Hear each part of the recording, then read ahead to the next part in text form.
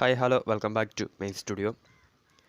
അവസാന പോരാട്ടത്തിലെ മികച്ച പ്രകടനം നടത്തിക്കൊണ്ട് അങ്ങനെ അവസാന നാലിലേക്ക് ക്വാളിഫൈ ചെയ്തിരിക്കുകയാണ് Joburg super Kings.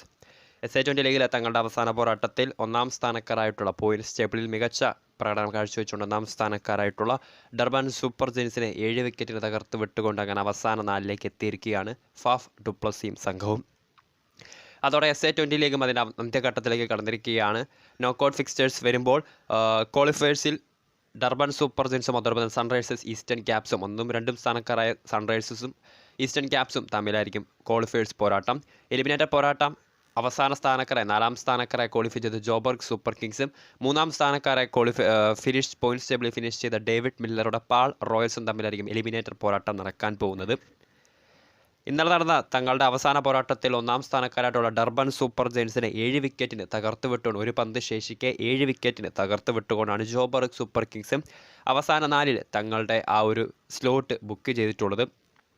MI cap town, Pretoria Capitals തുടങ്ങിയ ടീമുകൾ ഇതിനോടകം തന്നെ പുറത്തായിട്ടുണ്ട് പ്ലേ ഓഫ് കാണാതെ.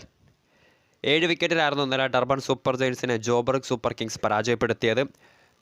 220 ഓവറിൽ 6 വിക്കറ്റ് നഷ്ടത്തിൽ 203 റൺസ് എന്ന മികച്ച സ്കോർ പടുത്തുയർത്തിയ ഡർബൻ സൂപ്പർ ജെയിൻസിന് ഒരു പന്ത് ശേഷിക്കെ 19.5 ഓവറിൽ അവസാന പന്ത് സിക്സറിന് പറത്തിക്കൊണ്ടായിരുന്നു 3 വിക്കറ്റ് മാത്രം നഷ്ടപ്പെട്ട് 209 റൺസ് എന്ന വിജയലക്ഷ്യം ജോബർഗ് സൂപ്പർ കിങ്സ് ഭേദിച്ചത്.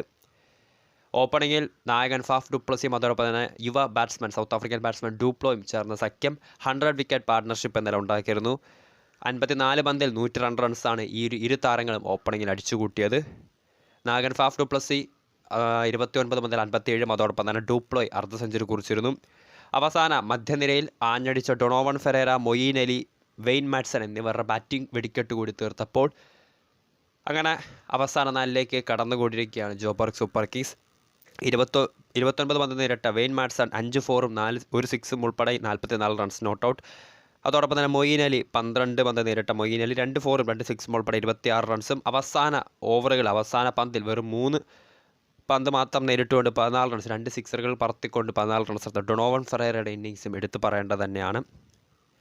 ആദ്യം ബാറ്റ് ചെയ്ത ഡർബൻ സൂപ്പർ ജെയിൻസ് ജോൺ സ്മട്സിൻ്റെ ഒക്കെ മികച്ച ബാറ്റിംഗ് കരുത്തുകൊണ്ടാണ് 203 എന്ന കൂറ്റൻ സ്കോറിലേക്ക് ബാറ്റ് ചെയ്തെത്തിയത്.